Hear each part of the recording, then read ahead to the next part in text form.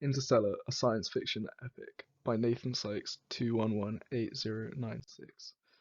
Interstellar, science fiction? What is that? Science fiction is not one thing, rather it is any number of things. A future setting, a marvelous device, an ideal society, an alien creature, or an interstellar journey, as Kincaid said. Interstellar is a movie about time, creating an ideal society and an interstellar journey. Cli-fi, the idea of a climate fiction first coined by Dan Bloom, which Interstellar falls into. Interstellar follows Cooper, a former NASA pilot who lives in a near-future world with his son and daughter, Tom and Murph.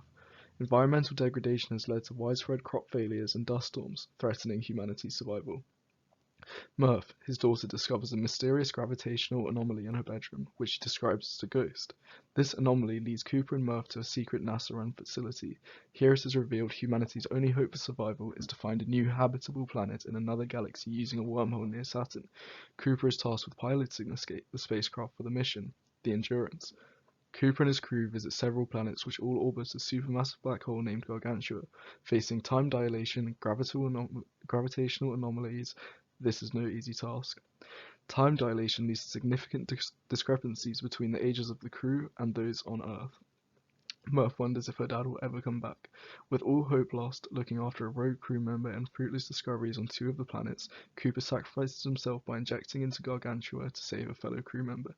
Here he discovers he was in fact the ghost in Murph's bedroom, allowing him to transmit data of the gravitational anomaly to Murph, who is now the same age as Cooper, deciphers it, leading to the understanding of gravity and the safe evacuation of humanity.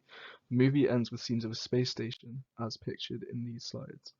Just a quick fun fact, Cooper Station, the image on the right, is uh, named after Murph, as after she figures out gravity, and it's based on Jared Case O'Neill's Cylinder, an idea from his 1976 book, The High Frontier. But anyway, looking at how Interstellar interacts with societal issues that we are currently facing, there's this idea of technophilia versus technophobia. Technophilia is the idea of the general enthusiasm that is generated by the use of technology, especially new technology. Maria Elena Oceanu defined it as the attraction enthusiasm of the human individual determined by the activities which involve the use of advanced technologies, whereas technophobia is the feeling of dread, aversion, or discomfort that is associated with using modern technology.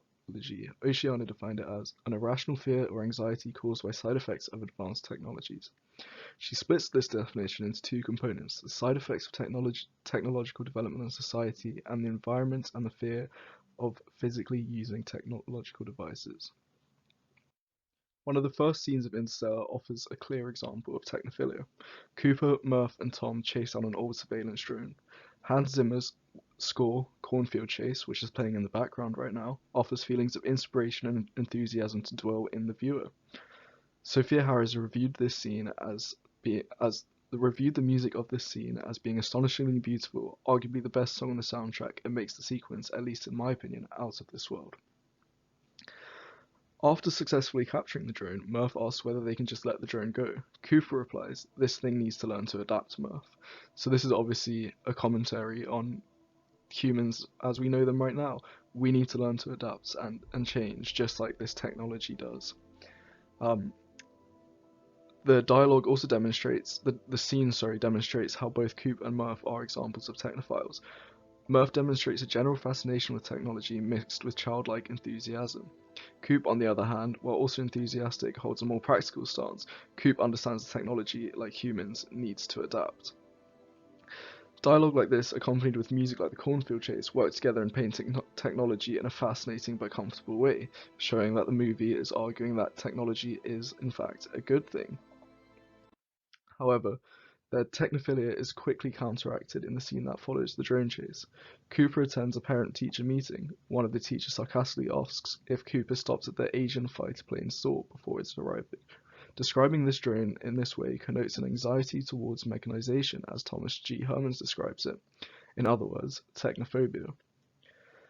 Hermans also argues that this idea is echoed later in the scene when Murph's teacher mentions that Murph was in possession of an old federal textbook. The teacher goes on to explain how the books had been replaced with corrected versions of history, arguing that the Apollo missions were a brilliant piece of propaganda which helped the Soviets to bankrupt themselves by pouring resources into rockets and other useless machines. So right here is where the debate between whether people should love technology or be afraid of it transpires from being purely fictional to commentating on potential real-world issues. Um, this scene is clearly commentating on the fact that if we are afraid of technology, then we can rewrite history, and that's obviously quite a prominent issue in today's society. So if one was to read the meaning behind the film as being that of solutions for possible future ecological issues Earth may face, a reading that Technophobia would be an end to civilization can be held. For example, in this scene that teaches ignorantly, I say ignorantly because the films offer no objections to this, state that things are getting better. However, when Cooper is in the NASA base, Dr. Brand, a leading scientist, explains how eventually all food will be destroyed and the last to starve will be the first to suffocate. So it could be argued that Nolan is using the film to suggest an abandonment of technology would be an abandonment of life. But then you have to ask, should we solely rely on technology? Is Interstellar's perspective on technophilia slash technophobia correct? Well, if we look at Red Mars by Kim Stanley Robinson, which is more of a science fiction that works on terraforming, or that comments on terraforming even, Interstellar does not directly mention terraforming, but one can assume that the next generation in Interstellar would begin to terraform planets, especially with the last scene being the astronaut that was saved by Coop landing on a planet and beginning a new colony.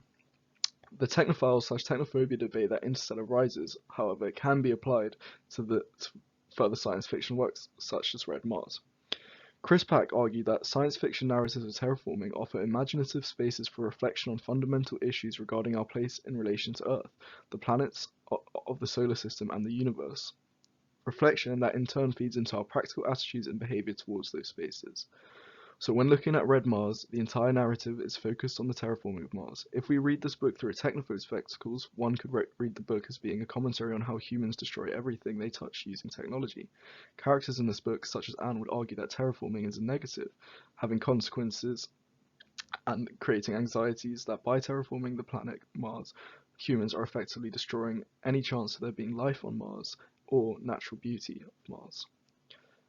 A technophile, on the other hand, such as the character Sax, argues that the planet needs to be evolved per se to save humanity. So here we can see two connections between Interstellar and Red Mars.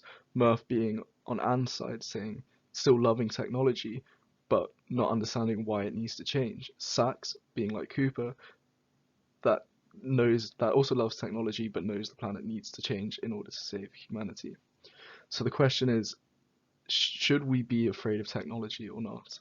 And if you look at Herman Webster's, I think sums up this whole debate quite well, is from Herman Webster's book. Does the machine assist in the rebuilding of human society by promoting food security? If so, then it should be understood and used. If not, then humanity can do without it. Hermans argues that we as humans should not be overly enthusiastic about machines, but we must also not fear them, as to fear something that could save humanity like an Interstellar would be to destroy humankind.